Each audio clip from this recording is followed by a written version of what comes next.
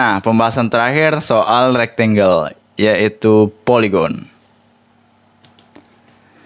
Nah, jadi polygon itu sebenarnya simpelnya tools yang digunakan untuk membuat sebuah bangun ruang dengan konsepnya segi berapa sama sisi gitu. Intinya kayak gitu. Misalkan segi 6 sama sisi, segi 7 sama sisi, atau segi berapa itu, segi 100 sama sisi gitu. Ya pokoknya gitulah konsepnya, kita ngebuat sebuah bangun ruang dengan sisinya sama, dan nanti jumlah sisinya itu kita tentukan dari kolom ini nih, number of sides yang ini. Misalkan kita pengen segi 6, ya kita pilih 6, masukin inputannya 6, terus kita klik di sini. Set kayak gitu. Misalkan inputannya 7, bakal sisinya juga 7. 1, 2, 3, 4, 5, 6, 7. Misalkan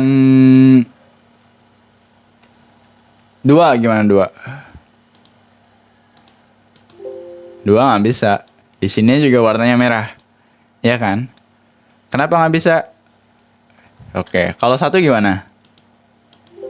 Nggak bisa juga. Kenapa tuh nggak bisa? Apalagi 0. 0 nggak bisa juga. Warnanya juga merah. Kenapa 0, 1, 2 itu nggak bisa? Karena ya untuk membuat sebuah bangun ruang itu minimal kan kita perlu 3 sisi gitu loh. Kalau misalkan 1 sisi, gimana cara ngakalinnya untuk membuat bangun ruang? Nggak bisa. 2 sisi, gimana dong? Nggak bisa juga. Ya minimal kita 3 sisi ngebuat sebuah segitiga gitu loh. Nah kayak gitu, entah segitiga sama sisi, segitiga sama kaki, segitiga sembarang, segitiga siku-siku. Ya minimal kita untuk membuat bangun ruang itu kan kita perlu 3 sisi. Apalagi 0 sisi, 0 sisi ngebuat apa 0 sisi? Jadi ya gitu ya. Oh ya,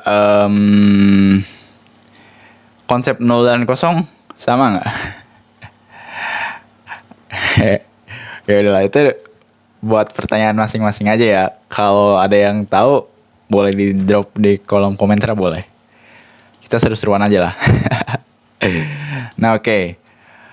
Terus misalkan tadi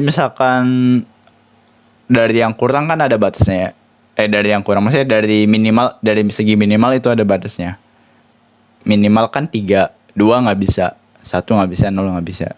Nah misalkan dari segi maksimal ada nggak? Maksimumnya berapa sih bikin poligon gitu, intinya kayak gitu kalimatnya.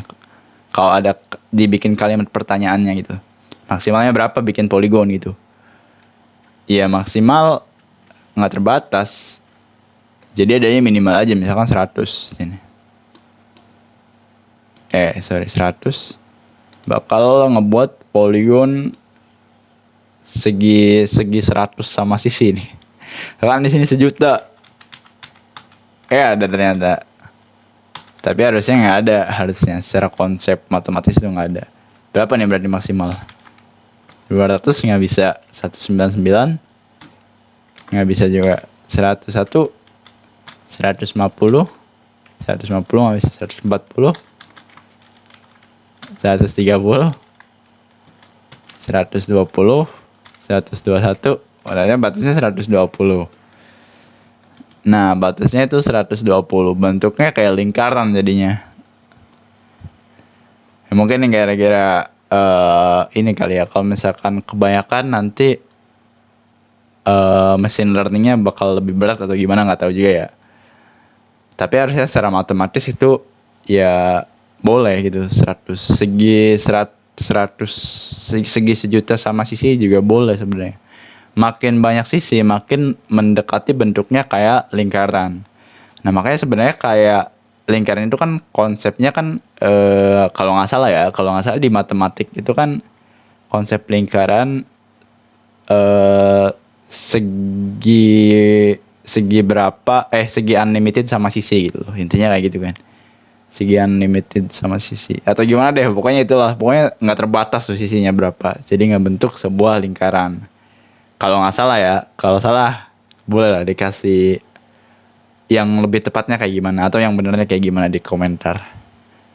Ini malah bleber-bleber bahas matematik. Tapi nggak apa sih. Seru juga kan kayak gitu. Jadi soal konsekuensi ngebuat bangun ruang minimal itu perlu 2, minimal itu perlu 3, atau sama dengan 3. Lebih dari 3 atau sama lebih atau lebih dari 3 atau sama dengan 3. Gimana? Atau make dan tuh. Make dan atau ya gitu lah intinya. Oke, fokus lagi ke masalah poligon. Nah, oke, kita ganti di sini 5. Nah, di sini ada inscribe sama circumscribe. Ya, ada inscribe sama circumscribe. Ini sepertinya dihapus aja deh. Bikin berat kayaknya. Nah, dihapus. Ini hapus. Terus kita balik lagi ke polygon. Nah, kalau inscribe gimana? Kalau inscribe itu kita ngebuat polygon dengan patokannya itu sudutnya gitu. Atau ujung sisinya, ujung sisi dari salah satu sisi polygon. Sementara yang circumscribe itu patokannya tengah-tengah dari sisi salah satu sisi polygon, tengah-tengah dari salah satu sisi polygon gitu. Tengah-tengahnya nih kayak gitu nih, tengah-tengah sisinya gitu. Nariknya sih ya bedanya kayak gitu. Mungkin kerasa banget perbedaannya pas udah kepake yang lebih enak pakai mana gitu. Dari patokannya ini enak narik poligonnya pakai yang circumscribe apa yang inscribe gitu. Ya kayak gitu deh. Kalau di sini kita iseng-iseng nih, poligonnya kita ngasih koma misalkan 5,5. Nah, bakal dibacanya 6 nih. Kalau misalkan 6,5.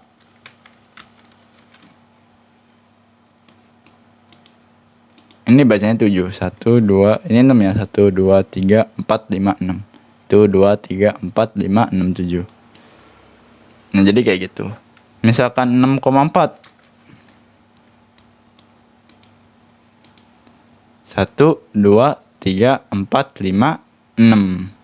Nah, jadi di sini juga bisa ngebaca koma, tapi outputnya tetap bilangan bulat karena ya gimana tuh cara bikin poligon sisi koma tuh gimana dibacanya gitu. Jadi ya makanya itu konsep pembulatan jatuhnya.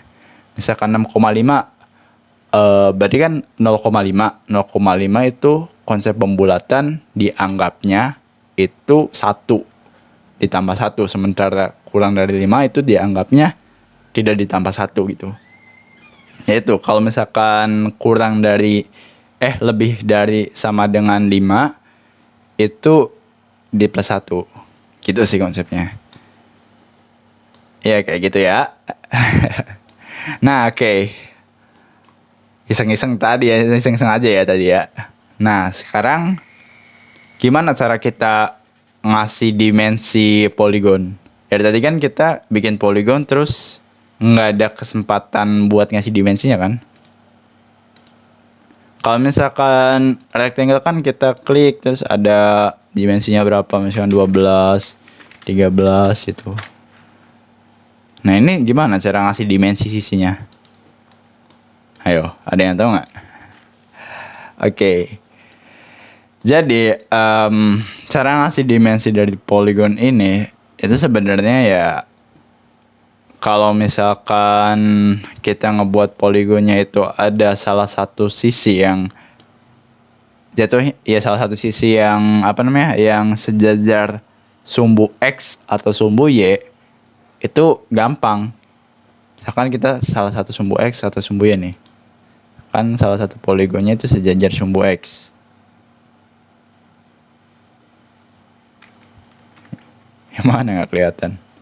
Sini perkecil aja. Nah, kayak gini misalkan.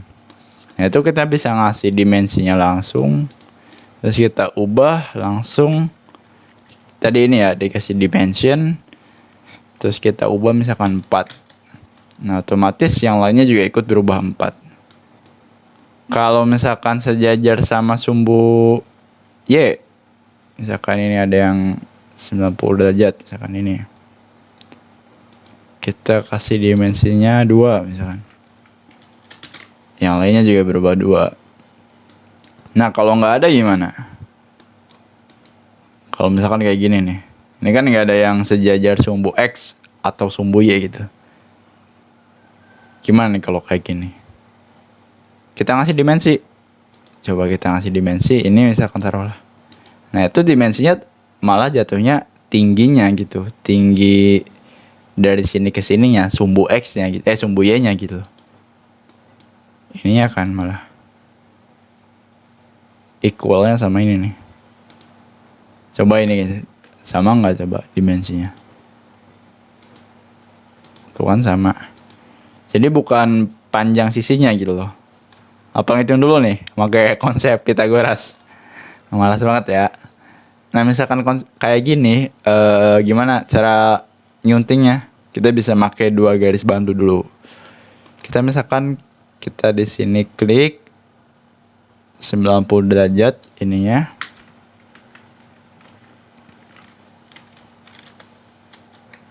Salah.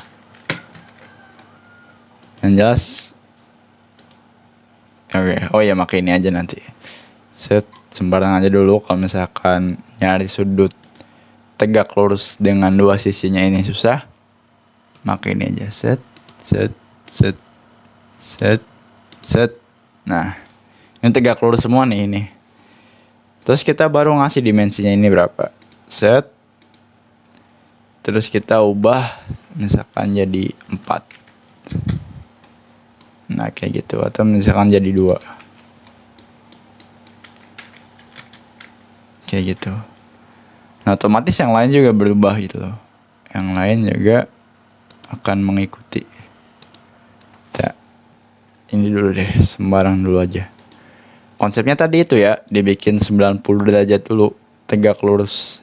Enggak 90 derajat sama sumbu X sih. Lebih 90 derajat sama ini. Salah satu sisinya yang jadi patokannya. Makanya ini ya, apa ini namanya? Yang perpendicular constraint. Ini. Cancel. Coba salah deh. Harus patokannya ini. 1, 2. Oh, Bapak udah gara-gara ini ya? Udah ada acuannya ini. Coba dimensinya berapa ya nih?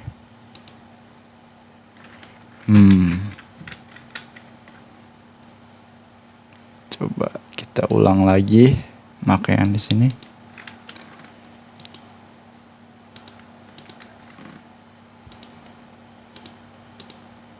Oh iya. Yang steady itu klikan yang keduanya. Berarti ini yang berubah klikan yang pertama. Ini baru bisa. Kenapa tadi nggak bisa? Karena ini ya udah dikunci sama ini.